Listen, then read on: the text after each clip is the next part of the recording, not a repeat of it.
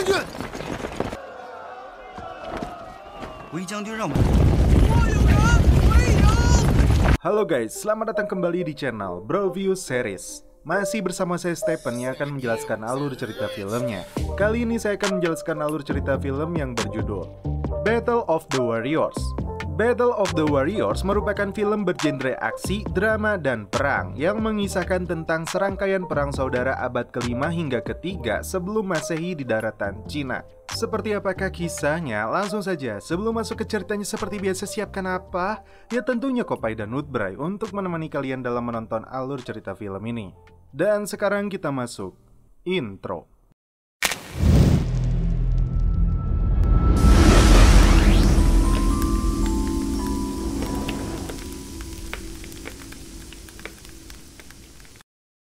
Dikisahkan tahun 370 sebelum Masehi, peperangan antara kerajaan di Cina seringkali terjadi. Kala itu, kerajaan Zhou mengirim 100.000 prajuritnya untuk menyerang kerajaan Yan. Negara Liang yang menjadi gerbang pembuka ke kerajaan Yan sekaligus posisi strategis penting untuk basis militer pasukan Zhou menjadi target serangan pertama mereka. Tak ada harapan bagi kota Liang untuk bertahan, kecuali bantuan dari suku Mojia yang dikenal sebagai penegak keadilan yang cinta damai sekaligus ahli dalam strategi pertahanan. Saat pasukan Zhou sudah mendekat ke kota Liang, Kaisar Liang berada dalam posisi yang sulit. Anaknya menyarankan untuk berperang sedangkan penasehatnya mengusulkan untuk menyerahkan diri. Kaisar Bego ini memutuskan untuk mengutus Jenderal Niu dan beberapa prajurit mengirimkan surat penyerahan diri.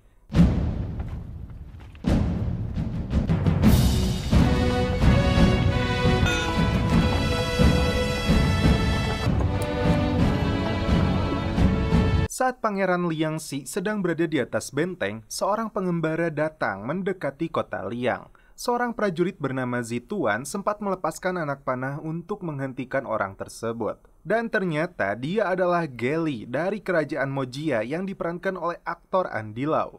Tiba-tiba ribuan pasukan pelopor Zhou telah tiba untuk menyerang kota Liang. Di saat yang sama, Jenderal Niu menyerahkan surat penyerahan diri kerajaan Liang kepada pasukan Zhou. Saat Pangeran Liangxi mengutus beberapa prajurit untuk memberitahu pasukan Zhou bahwa mereka telah menyerah, yang terjadi mereka langsung dibunuh.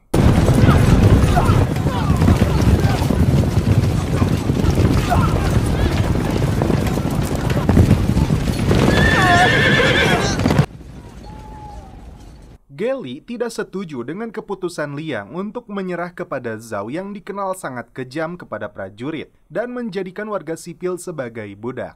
Pangeran langsung bertanya kepada Geli bagaimana caranya mengusir pasukan Zhou. Meskipun posisi pasukan Zhou jauh di atas jarak tembak, namun dengan melihat arah angin dan memasangkan pemberat di anak panahnya,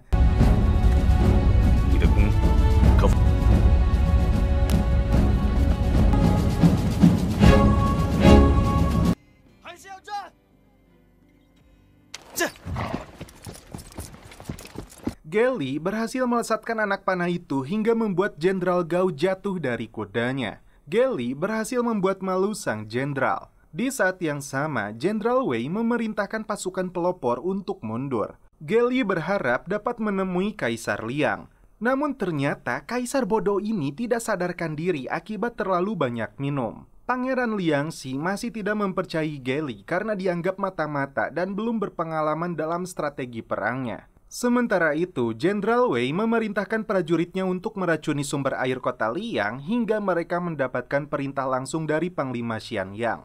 Sebagai tamu penting, seharusnya Geli ditempatkan di sebuah ruangan yang layak, bukan di kandang kuda yang beralaskan jukut kering. Jenderal cantik bernama Yi Yu dan pamannya kecewa terhadap pangeran mereka yang tidak menghargai tamu. Bahkan, penasehat kerajaan menganggap Geli telah menghasut rakyat agar mereka membangkang perintah paduka dan melawan pasukan Zhou. Saat Geli diizinkan untuk menemui Kaisar Liang, dia meyakinkan raja ini untuk menyerahkan komando militer kepadanya. Dia akan berusaha untuk mempertahankan kota ini dari gempuran pasukan Zhou, hingga mereka memutuskan untuk mundur.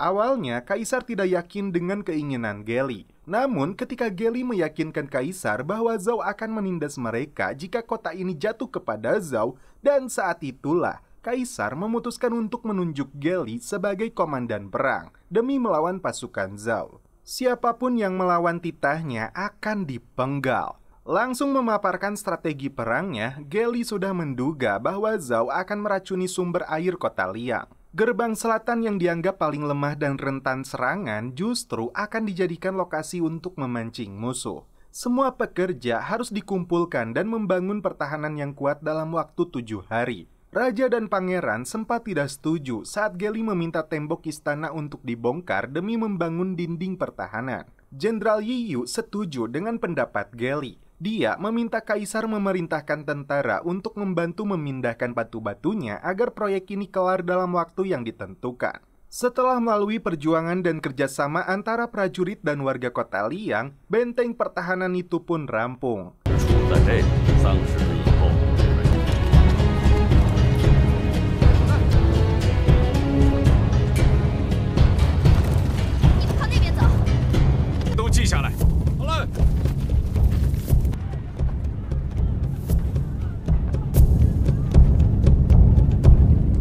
Sementara itu, beberapa warga Liang yang tidak mau berperang dan mencoba melarikan diri disergap pasukan Zhao.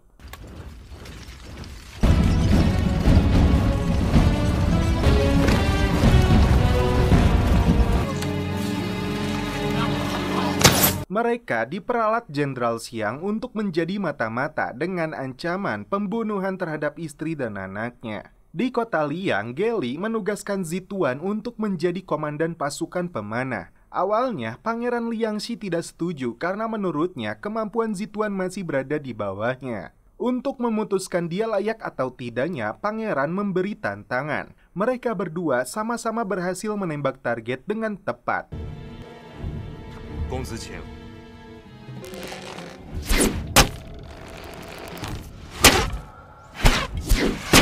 Namun, saat tembakan terakhir, Zituan berhasil mengalahkan pangeran.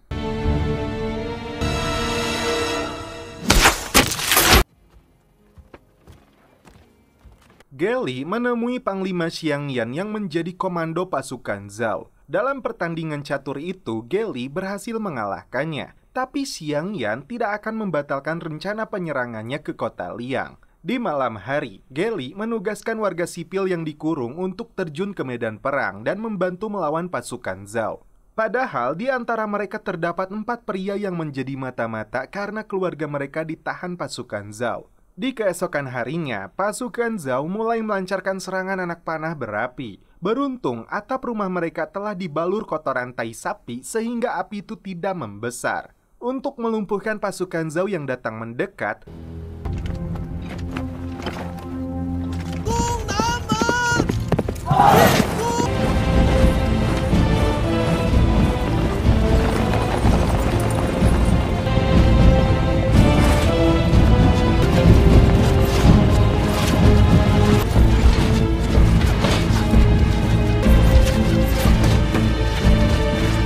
prajurit Liang atas perintah Geli membakar belerang untuk mengganggu penglihatan mereka.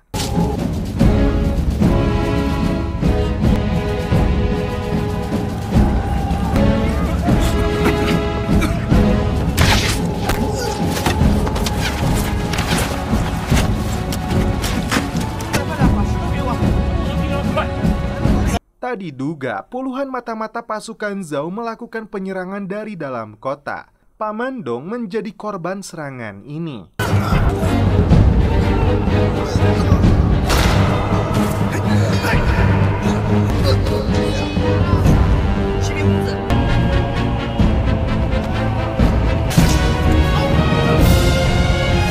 Yi Yu terlambat untuk menyelamatkannya. Sementara itu, pasukan Zhao berhasil menjebol gerbang pertama.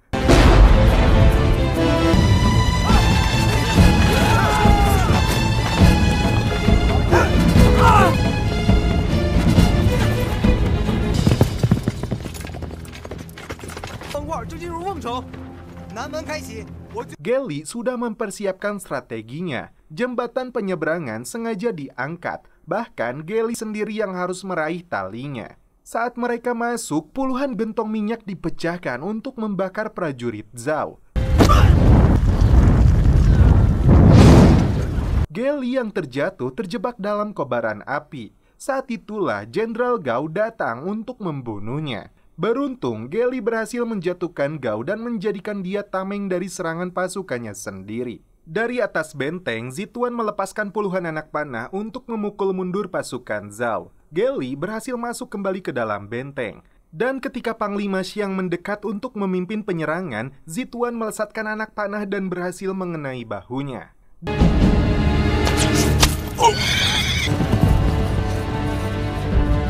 Di hari pertama serangan, Zhao memutuskan menarik mundur pasukannya. Jenderal cantik Yi Yu malam itu mengobati luka di wajah Geli. Bahkan warga Liang berbondong-bondong membawakan makanan untuk Geli yang telah berjasa kepada mereka. Esok hari, 4 penyusup itu berniat untuk membunuh Geli dengan pisau beracun. Beruntung, Geli berhasil menghindar saat salah satunya mencoba menyerang. Semua warga dikumpulkan untuk mencari mata-mata lainnya. Saat lonceng dibunyikan, hanya seorang gadis kecil yang tidak memahaminya. Dan akhirnya dia pun tewas.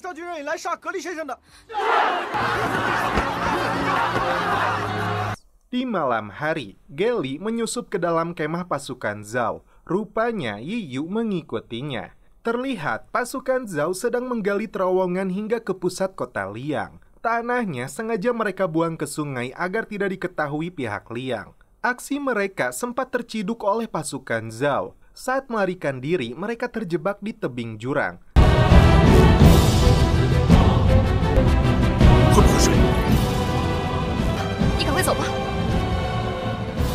Tidak ada pilihan, mereka pun melompat ke bawah. Yi Yu sempat tenggelam. Geli segera melakukan pertolongan menggendongnya kembali ke kota.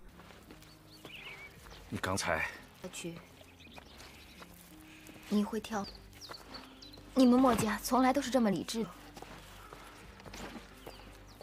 Terungkap, pihak pasukan Zhao melakukan penggalian di beberapa titik. Strategi penjebakan dilakukan ketika pasukan Zhao masuk ke dalam kota melalui terowongan itu. 日前有人偷偷探营，你看。挖掘机斗的位置，集中，就从这里进城。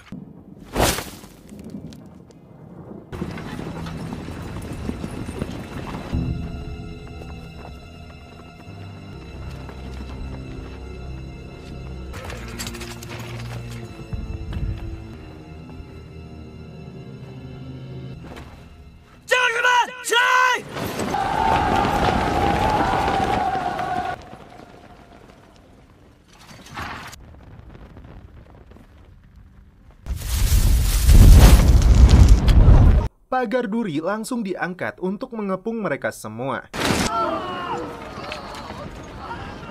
Dan prajurit yang masih berada di dalam terowongan diracun dengan asap jerami. Pangeran akan mengampuni mereka yang melepaskan senjata, namun ternyata Jenderal Niu tetap membantai mereka semua tanpa ampun. Di sisi lain, Geli membebaskan seorang warga yang dipaksa melakukan penggalian oleh Jenderal Zhao. Malam itu, Yi Yu kembali menenangkan hati Geli yang merasa bersalah atas jatuhnya banyak korban meskipun itu di pihak pasukan Zhao. Dan setelah itu mereka pun celepot. Berita mengejutkan datang ke telinga Kaisar Liang. Mereka mendapat informasi dari telik sandi bahwa Kaisar Qi menurunkan 200.000 pasukannya untuk menyerang kerajaan Zhao. Dan itu artinya Panglima Xiangyan menarik mundur pasukannya kembali ke negara mereka. Jahatnya si penasehat Kaisar Liang, dia beranggapan Geli yang kini pamornya melebihi Paduka lebih baik diusir kembali ke Mojia karena jasanya sudah tidak diperlukan lagi. Prajurit Liang melihat dengan jelas konvoi ribuan pasukan Zhao kembali ke kandangnya. Ternyata itu hanyalah rencana tersembunyi yang dilakukan Jenderal Xiang agar Liang percaya mereka benar-benar mundur. Padahal 1.000 pasukan masih bertahan untuk melakukan serangan kejutan. Di malam hari, Geli hendak ditangkap oleh Jenderal Niu karena dituduh menghasut rakyat dan merebut kekuasaan.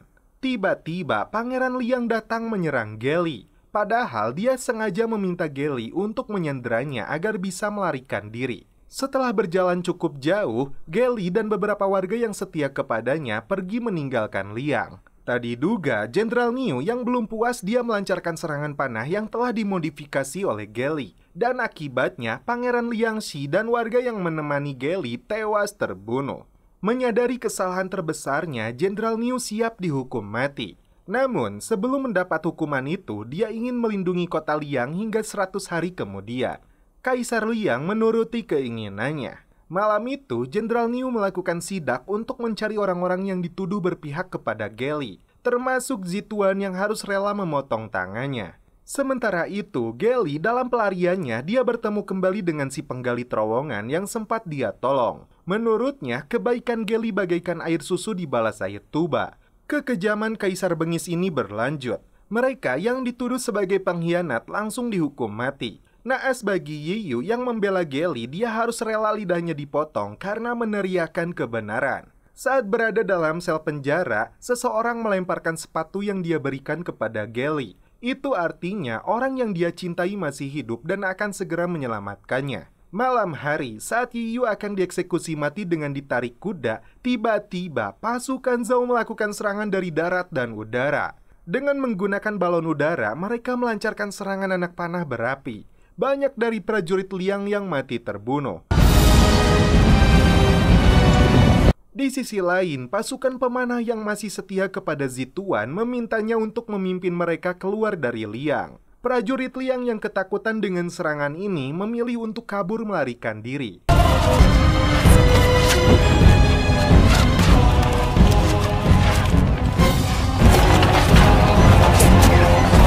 Jenderal Niu yang terdesak akhirnya tewas di tangan pasukan Zhao. Kota Liang berhasil dikuasai oleh Jenderal Xiang. Namun dia merasa belum puas karena ambisinya ingin mengalahkan Geli. Berita pun disebarluaskan agar Geli menyerahkan dirinya, jika tidak seluruh warga kota Liang akan dieksekusi mati. Zituan meminta Geli jangan pergi, namun Geli tidak bisa membiarkan banyak nyawa orang tidak bersalah terbunuh hanya karena dirinya. Esok harinya, Geli datang seorang diri untuk menantang Panglima bertarung 1 lawan 1.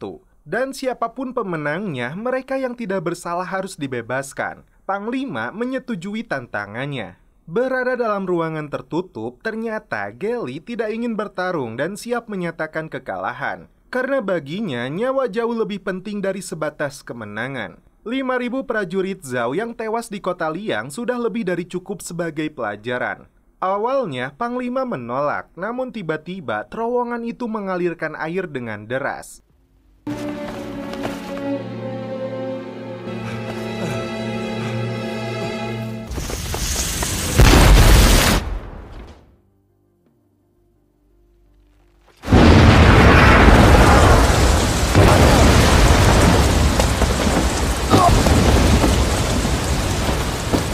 Ratusan pasukan pemanah datang mengepung prajurit Zhao.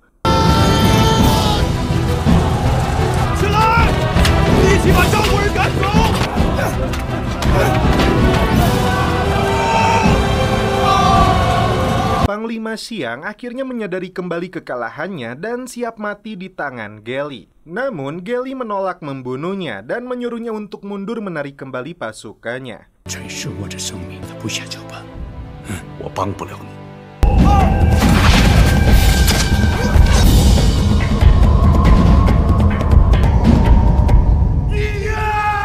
Pasukan Zhao akhirnya angkat kaki dari kota Liang. 我就离开这里。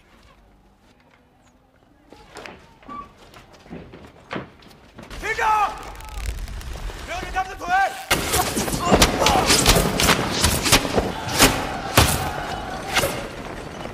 带我们回去，请将军定夺。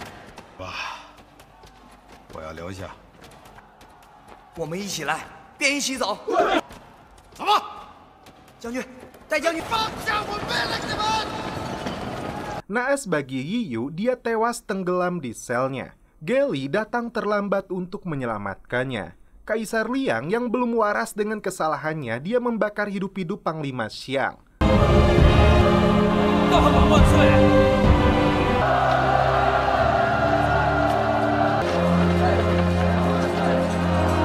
Zituan dan anak buahnya yang setia memilih meninggalkan kota Liang. 将军呢？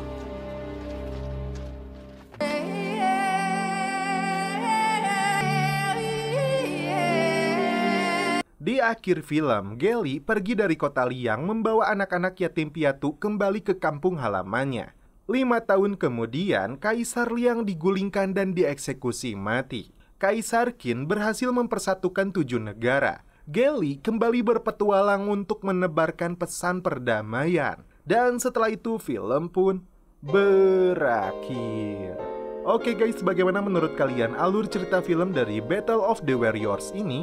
Sekarang saya tidak bisa terlalu banyak berkomentar karena ada undangan sunatan anaknya Presiden Kamerun. Namun sebelum dijemput pengawal pribadi, suruput kopai dulu.